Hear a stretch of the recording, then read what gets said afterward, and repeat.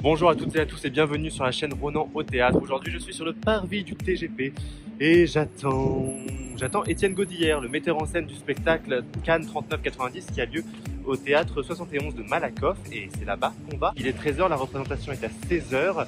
Et donc nous allons faire une petite carpool interview et je vais le suivre jusque dans les coulisses, dans la préparation juste avant le show. Comment on organise un événement aussi prestigieux que le Festival de Cannes sur scène avec une économie théâtrale? C'est la grande question qu'on va se poser.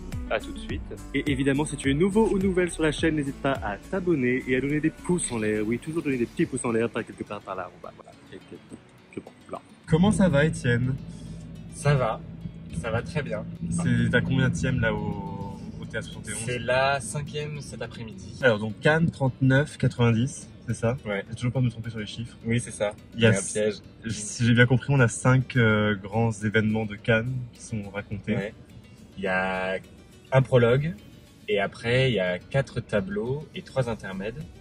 Et chaque tableau correspond plus ou moins à une décennie avec une situation qui tourne autour d'une crise du moment du festival. Et c'est des tableaux où toutes les situations sont imaginées, mais où tous les faits sont vrais.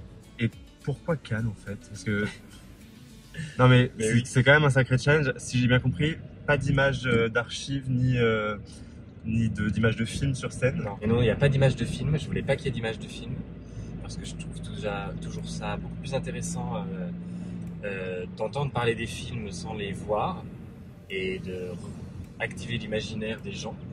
Et puis en plus, à partir du moment où on montrait des images de films, ça se sentait pas non plus parce qu'il y a fait parler que des films. Oui, ça parle pas tant des films, ça parle plutôt du contexte économique. Exactement. C'est pas du tout une histoire du cinéma. Enfin, c'est pas une histoire du cinéma. Et c'est même plus qu'une histoire du festival parce qu'en fait, c'est un peu un spectacle trompe-l'œil. C'est-à-dire que c'est en fait une histoire de la France et du monde et des enjeux diplomatiques, politiques, économiques qui ont traversé l'histoire du festival et qui sont du coup des enjeux qui sont internationaux. La guerre froide, les attentats à cause de la guerre d'Algérie, mai 68, enfin voilà. Tu dirais que c'est du théâtre documentaire ce que tu fais ou... Oui, c'est sûr qu'il y a une part documentaire, parce qu'il y a une part de recherche de faits réels, qui moi me permet en tout cas de m'appuyer dessus pour écrire et inventer des choses, même dans l'écriture. Moi ce qui m'intéresse vraiment c'est d'en faire du théâtre, c'est-à-dire de transformer ça en enjeu, et de se permettre des libertés et de la fiction, parce qu'en plus la fiction permet d'éclairer la réalité. Est-ce que ça va pas quand même avec cette ère du documentaire qu'on a aujourd'hui, qui est un documentaire avec une narration hyper forte, avec un suspense? Par exemple, sur Netflix, on a plein de trucs comme ça, même en série carrément. Vraiment, le documentaire a pris un virage ces 10 dernières années, qui est beaucoup moins, enfin, qui est informatif, c'est sûr, mais pas seulement ça, quoi. Il est aussi un objet de divertissement. C'est ça que tu cherches à faire un peu? Non, ça n'a pas été. Je me suis pas dit en voyant Netflix ou en voyant du cinéma me dire je vais faire ça. Non, non. Sur Wikileaks, ça a vraiment été l'histoire qui est elle-même pleine de suspense et qui est complètement dingue. Où je me suis dit il faut partager cette histoire. Sur Cannes, c'est pareil. Sur Cannes, il y a un petit peu moins de suspense, mais c'est vraiment la volonté de faire découvrir cette histoire qui est pas connue. Et je crois qu'en fait, ce qui m'intéresse aussi par rapport à la question documentaire, c'est de réactiver le regard des gens sur le monde qui nous entoure. C'est drôle parce que j'ai regardé Edmond, le film, hier soir. Et c'est exactement ça, en fait, ce qui s'est passé avec Alexis Michalik. Alors, dans tout autre registre, mais l'histoire d'Edmond Rostand qu'il raconte n'est pas du tout la vraie histoire d'Edmond Rostand.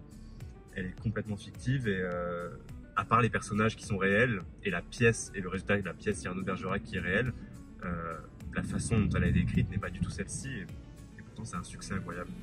Je connais pas, j'ai vu le film, mais je connais pas trop l'origine de l'écriture de Cyrano. Mais il me semblait qu'il y avait quand même pas mal de choses vraies. Et ben en fait, le canevas, les personnages, les relations entre les personnages sont plus ou moins vraies. Mais en fait, les temporalités, les enjeux, même les commandes qui sont passées ne sont pas forcément vraies, quoi. Mais ça, de toute façon, c'est un peu obligatoire. Enfin, moi, j'ai découvert ça sur Pale Blue Dot, sur Wikileaks, et sur Cannes. Cannes a confirmé ça. C'est-à-dire qu'en fait, à un moment donné, si on veut une certaine liberté et que ça tienne la route, en tout cas au théâtre, et si justement on veut se dégager d'un théâtre documentaire, à un moment donné, on est obligé de truquer les choses. La chronologie ou Mais oui, Donc, pour donner du rythme, parce oui, que ça reste du voilà. spectacle vivant. Voilà. Et- Sinon, le risque, c'est que ce soit plat. Alors là, on va récupérer le comédien qui est là-bas, Ah bah oui. qui joue Louis Lumière et le président du festival. Bonjour. Il n'y a pas Nico. Bonjour. Hein? Il n'y a pas Nico. Bonjour. Bonjour. On est Pierre, en Roland. pleine interview. Oui, parce il faut dire qu'on a compté, je crois que la costumière a compté, il y a 66 personnages. Et on est 10. Donc, je me suis encore vous êtes trompé 10 quand même de route. Ouais, on est 10. Ah oui, sacré plateau. Et mais justement, puisqu'on parle de Louis Lumière et qui d'autre déjà? Ah, le président du festival, c'est ça? Exactement. Et Non, on a dit qu'on... Ah, on coupe, on bip. Donc voilà, donc on récupère Jean Bonjour. Cocteau et Jacques Demy. Bonjour Jean Cocteau, bonjour Jacques Demy. Voilà, qui sont aussi Steven Soderbergh et Claude Chabrol.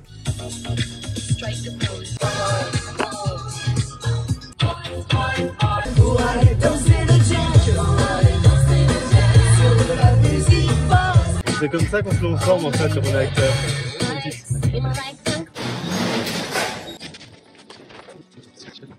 On est où là? Là, on est dans la suite du jardin. Il y a une partie des costumes. Ça, c'est le peignoir de Jean Cocteau. Ça, c'est voilà, les lunettes de Jean-Luc Godard. Ça, c'est la veste d'un mec de L'Oréal. Vous voyez, j'ai pas léger quand même. On est derrière l'écran. Là, on est derrière le cyclo qui est au fond de scène. Où il y a des... qui nous permettent de faire une 93, c'est ça? Août 1939. Le festival de Cannes se crée pour un peu éviter la guerre et le jour de l'ouverture, l'Allemagne envahit la Pologne et donc le festival est annulé. Avec Agnès Varda, des journées d'école du cinéma, une palme d'or qu'on a inventée. Ah mais oui, qui normalement s'allume. Qui ne s'allume pas. S'allume. Voilà. Ah, Voilà. Donc ça, c'est la Comédie de Saint-Étienne qui l'a construite. C'est une réplique de la caméra éclair qui est créée en 1960 et qui a permis à la Nouvelle Vague de filmer en dehors des studios, avec le son en prise directe. Et c'était une révolution technologique et c'est ce qui a permis à la Nouvelle Vague de faire des films pas chers, notamment. Il y a aussi une barrière de sécurité, je la nomme, parce que c'est un accessoire qui apparaît dans les années 70 et c'est... ça là-haut? Non, elle est bleu traitée en coulisses. Ok. Une vraie barrière comme aujourd'hui, on est très habitué, mais elle traverse le plateau en 75 parce que c'est l'arrivée de la sécurité en 75 à cause des attentats. Attends, on peut aller voir parce que je comprends pas de quoi on parle là. Ah mais Oui, une vraie barrière. c'est une vraie barrière de sécurité, c'est un truc débile et c'est moi qui fais juste une traversée. En fait, en 75, il y a des attentats à Cannes à cause de la Palme d'Or qui est donnée à un film algérien. Ok. Donc il y a tout un imbroglio autour de qui a fait l'attentat pour faire pression sur le jury et tout. Et c'est le début des mesures de sécurité, de la fouille des sacs, des choses comme ça, auxquelles aujourd'hui on est tout à fait habitué, mais à l'époque c'est... Complètement. Donc du coup voilà, il y a juste moi qui traverse un agent de sécurité avec une barrière de sécurité, comme un petit indice d'une époque quoi, et de choses qui aujourd'hui auxquelles on est habitué, mais qui ont été qui sont faites au fur et à mesure de l'histoire.